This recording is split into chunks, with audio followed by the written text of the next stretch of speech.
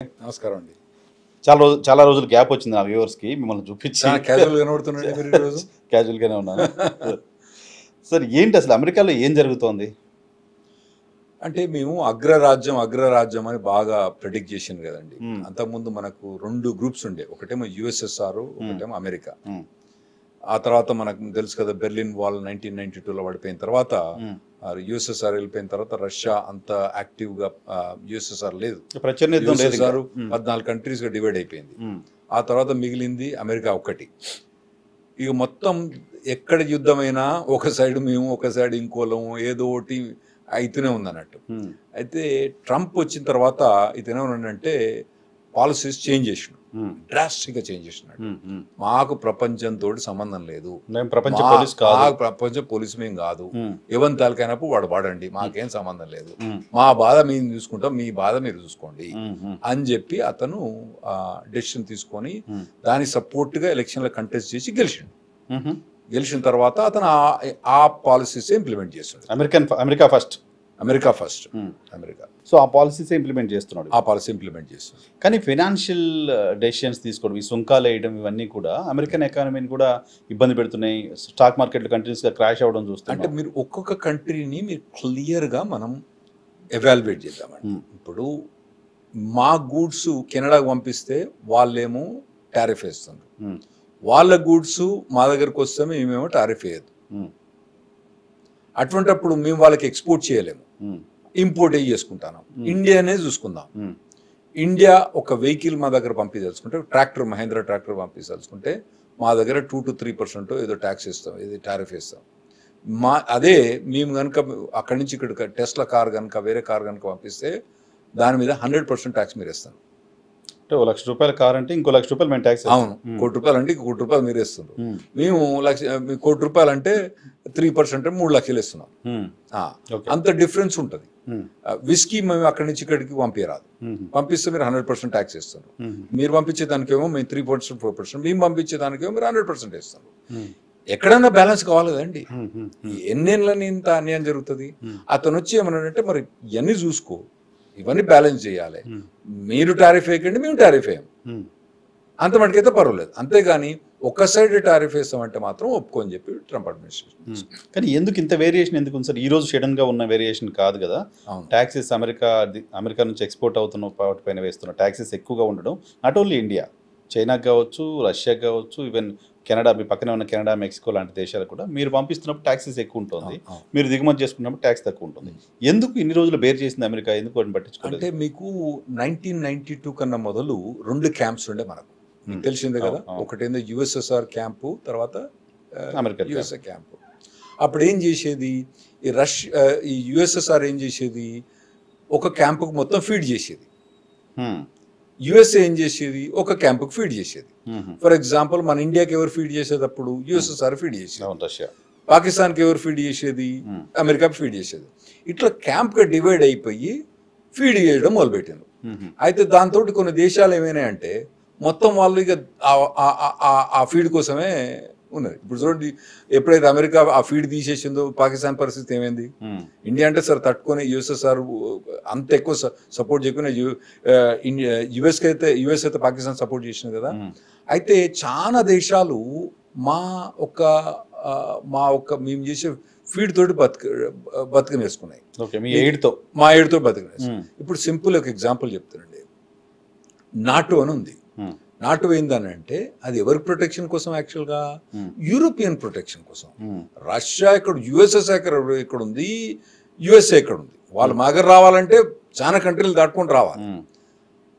వాటి ప్రొటెక్షన్ కోసం నాటో పెట్టి, ఆ నాటోలో ఏమని డిస్కస్ చేసినామంటే జీడిపి వైజ్ గా మీకు కనీసం 3% కన్నా ఎక్కువ మీరు మిలిటరీ మీద స్పెండ్ చేయాలి. యుఎస్ ఏమో మేము 4%, 5% జీడిపి మీద మేము స్పెండ్ చేస్తాం. యూరోప్ కొన్ని దేశాలు అయితే 1 to 2% స్పెండ్ చేస్తాను. ఎందుకు? ఏమన్నా పెద్దన్న ఉన్నాడు కదా, ప్రతిదానికి పెద్దన్న. నా కూతురు పెళ్ళైనా పెద్దన్నే, నా కొడుకు పెళ్ళైనా పెద్దన్నే, ఏదైనా పెద్దన్నే. పెద్దన్న ఉన్నాడు కాబట్టి ఆ పెద్దన్న అన్ని భారాలు మోస్తూ వచ్చిండు అన్నట్టు. ఇప్పుడు ట్రంప్ వచ్చిన తర్వాత పెద్దన్న రియలైజ్ వచ్చిండు, అరే నాయన వాడేమో బాంబులో ఖర్చు పెడతాడు, వాన్ ప్రొటెక్షన్ నేనెందుకు పెట్టాలి అనే రియలైజేషన్కి వచ్చి పనిచేసాడు. సరే బంద్ చేశాడేమో, ఈ నష్టం అబ్జర్వ్ చేశారేమో, అప్పుడు ఉన్నట్టుగా ప్రచన్న యుద్ధం లేదు, మనకి ఎవరితో కొట్లాడలేదు, మనం అబద్ధం. రైట్. అంత కర్కశంగా ఒకేసారి అటువంటి డెసిషన్స్ తీసుకోవడం అనేది కాస్త ఇబ్బంది కనిపించింది కదా. స్లోగా గ్రాడ్యువల్గా చర్చలు చేయొచ్చు, మీరు కాస్త తగ్గించండి, మేము కాస్త పెంచుకుంటాం, ఇటువంటి మాటలు మాట్లాడచ్చు, ఒక డైలాగ్ జరగాల్సిన అవసరం ఉంటుంది. అలా లేకుండా సడన్గా ఎందుకు మంత్స్ టుగెదర్ 2 నెలలు కూడా కాలేపట్టి పూర్తిగా. అవునండి. అయితే మీరు ఒకటి, ప్రపంచ జీడిపిలో అంటే ప్రపంచంలో ఒక $100 ప్రపంచం ఎర్న్ చేస్తే 1950sలో యుఎస్ మాకు 50% మా పైసలు మేము ఎర్న్ చేసేది అన్నట్టు. అంత ఎర్న్ చేసేది. మా ఇండస్ట్రియల్ పవర్ కానివ్వండి, మా ఎకనామికల్ పవర్ కానీ అప్పుడు 50%. ప్రపంచంలో $100 ఎర్న్ చేస్తే $50 మేము ఎర్న్ చేసేది. అంటే మేము సంపాదించేది $50. మిగతా ప్రపంచం మీరు కోట్ల కొద్ది మంది ఉన్నారు. మొత్తం 8 కోట్ల మంది ఉంటే, అంటే అప్పుడు 8 కోట్లు లేరు అనుకోండి, 8 కోట్ల మంది ఉంటే అందులో మేము 50% మేము సంపాదించేది. ఎన్ని కష్టాలు పడ్డామో మీకేం తెలుసు. అట్లా మేము సంపాదించేది. అయితే అప్పుడు పరిస్థితి అట్లా. రాను అది 25% పడిపోయింది మా జీడిపి. జీడిపిలో మీ పర్సెంటేజ్ 25%. అయితే రీసెంట్ స్టడీ ఏమంటుందంటే ఫ్రమ్ 2020 నుంచి ఇప్పటి మటుకు, అంటే 2025 మటుకు అది 25% నుంచి ఈవెన్ 15% వచ్చిందని కూడా అంటున్నారు వాళ్ళు. 2020లో 25%, 24-23% నుంచి ఇప్పుడు దాదాపు 15-16%, అంటే దాదాపు 7-8% తగ్గిపోయింది లాస్ట్ 5 years.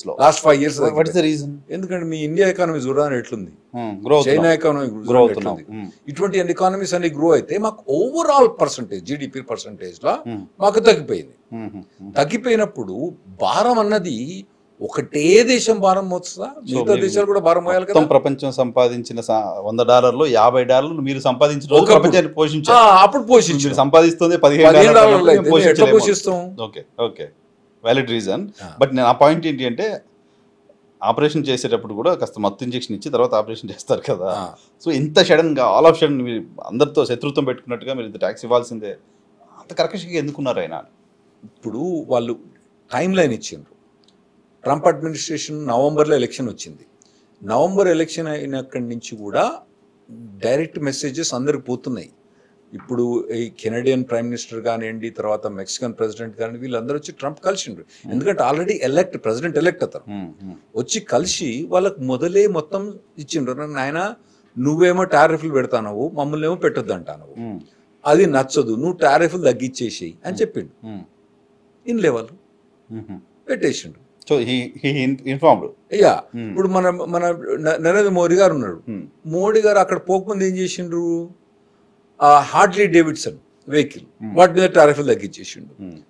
యుఎస్ విస్కీ ఉన్నది, దాని మీద టారిఫ్లు తగ్గించేసిండు. సో అటువంటి కొన్ని ప్రొవిజన్స్ మొదలే ఇచ్చింది కాబట్టి మోదీ మొదలే సర్దుకున్నాడు. సర్దుకోని వాటి మీద దాని మందం ఎక్కువ పెడతా అని చెప్పి అన్నాడు. ఇది చూడాలి April 1 ఎట్లు వచ్చి ఆ లోపల మోడీ గారు ఎంత అడ్జస్ట్ అవుతారు, దాన్ని బట్టి అమెరికా కూడా అడ్జస్ట్ అవుతుంది. కానీ అమెరికా ప్రెసిడెంట్ లాంటి ఒక వ్యక్తి ఒక డెసిషన్ తీసుకున్న తర్వాత స్టెబిలిటీ కూడా ముఖ్యం కదా. ఎందుకంటే ఆయన తీసుకునే డెసిషన్ ఇంపాక్ట్ మొత్తం వరల్డ్ పైన ఉంటుంది. కొలంబియా పైన ట్యాక్స్ విషయంలో కావచ్చు, కెనడా పైన, మెక్సికో ఉంటాయి. ముందేమో ట్యాక్స్ అనౌన్స్ చేసేసి తర్వాత ప్రస్తుతానికి ఆపేస్తానని చెప్పి, తర్వాత ఇంకోటి ఏదో చెప్పి, అంత స్టెబిలిటీ లేకుండా ఎందుకు డెసిషన్స్? ట్రంప్ ఆయనకు పొలిటికల్ ఎక్స్పీరియన్స్ 2016 కన్నా మొదలు ఎక్కడ ఎప్పుడు ఏ కంటెస్ట్ చేయలేదు. ఏ పొలిటికల్ పార్టీలో కూడా ఆయన పెద్ద ఇన్వాల్వ్మెంట్ లేకుండే. ఆయన కొందరు ఇప్పుడు మోడీ గారు ఉన్నారు, బీజేపీ నుంచి మొదటి నుంచి ఉండుకుంటూ ఆర్ఎస్ఎస్ ఉండి ఎక్కడనో ప్రచారం చేసి పోయి ప్రైమ్ మినిస్టర్ అయ్యాడు. ఈ కేసీఆర్ ఉన్నాడు, ఆయన అంతే. జగన్ అంతే, మీకు ఎక్కడ చూసుకున్నా అంతే. రేవంత్ రెడ్డి గారు ఆయన ఎన్నో పొలిటికల్ ఎమ్మెల్యే చేసి, ఎమ్మెల్సీ చేసి, ఎమ్మెల్యే చేసి, తెలుగుదేశం పార్టీ ప్రెసిడెంట్ ఉండి మళ్ళీ కాంగ్రెస్ ప్రెసిడెంట్ అయ్యి చేసిండు. ఇతనికి పొలిటికల్ ఎక్స్పీరియన్స్ జీరో. అతనికి ఉన్న ఎక్స్పీరియన్స్ ఏంది? Business experience. సో ఎప్పుడు కూడా కంప్లీట్గా ఫారినర్స్ కదా అతను ఈ పాలిటిక్స్ అనేది తెలియదు. బిజినెస్లో నెగోషియేషన్లు ఎట్లుంటుంది మొదలు, అది వేరే ఉంటుంది. ఆ నెగోషియేషన్ ఇక్కడ పట్టుకొచ్చాడు. Running America as a CEO, మనకు అప్పుడప్పుడు పాలిటిక్స్ లో లేని వాళ్ళు కూడా పాలిటిక్స్ రావాలండి. ప్రతి దాంట్లో 30 ఏళ్ళ నుంచి నలిగి కొత్త వాళ్ళు వచ్చి ఫ్రెష్ ముఖాలు కూడా రావాలి కదా. ఇక్కడ ఫ్రెష్ ముఖం చక్కగా ప్రెసిడెంట్ అయింది అక్కడ. ఇక్కడ మన దగ్గర ఏంటంటే అట్లా అంత ఈజీగా ప్రొవిజన్గా మీకు చీఫ్ మినిస్టర్ కానీ ప్రైమ్ మినిస్టర్ కానీ కారాదు ఇక్కడ. ఎందుకంటే ఇక్కడ ప్రొవిజన్స్ ప్రకారం వాళ్ళు పొలిటికల్ పార్టీ అపాయింట్ అవుతారు. అక్కడ అట్లా కాదు కదా, చక్కగా ప్రెసిడెంట్ మీరు పోయి కంటెస్ట్ చేసుకొని వెళ్ళి కావచ్చు. ఆ పార్టీకి 2 రోజుల ముందే జాయిన్ అయి పోయి చేయొచ్చు. ఎందుకంటే వాళ్ళు పొలిటికల్ పార్టీ లీడర్ అపాయింట్ చేయరు అక్కడ. సో వన్స్ అపాయింట్ అయిన తర్వాత ఆ పొలిటికల్ పార్టీ ఇన్ఫ్లుయెన్స్, ఆ పొలిటికల్ పార్టీ ఐడియాలజీ ఉండదు. ఆ పొలిటికల్ పార్టీ ఐడియాలజీ అసలు మాకు అక్కడ party president purely his decision only అంటే ఉంటది. వాళ్ళు సెనేటర్స్ కాంగ్రెస్ మెన్ ఇన్ఫ్లుయెన్స్ ఉంటది కానీ ఇతను మొండోడు మనకు తెలుసు కదా. ఇంకోటి ఏంటంటే ఇతను పబ్లిక్ లో పోయి మ్యాండేట్ తీసుకొచ్చిండు. Mandate not only his name, his policies. ఆ పాలసీస్ ఏమన్నాడు, నేను రెసిప్రోకల్ టారిఫ్స్ ఇస్తా, నేను యాంటీ ఇమిగ్రేషన్ పాలసీ స్టాండ్ మీద ఉంటా అని చెప్పి, నేను బర్త్ రైట్ సిటిజన్షిప్ తీసేస్తా అని చెప్పి ఆ మ్యాండేట్ అతను పెట్టిన తర్వాత, పొలిటికల్ ఎలక్షన్ పెట్టిన తర్వాత పీపుల్ ఆయనకు ఓట్ చేసిన తర్వాత ఆయన ఏమంటాడు, ఇప్పుడు నేను అవి ఇంప్లిమెంట్ చేస్తాను అంటాడు.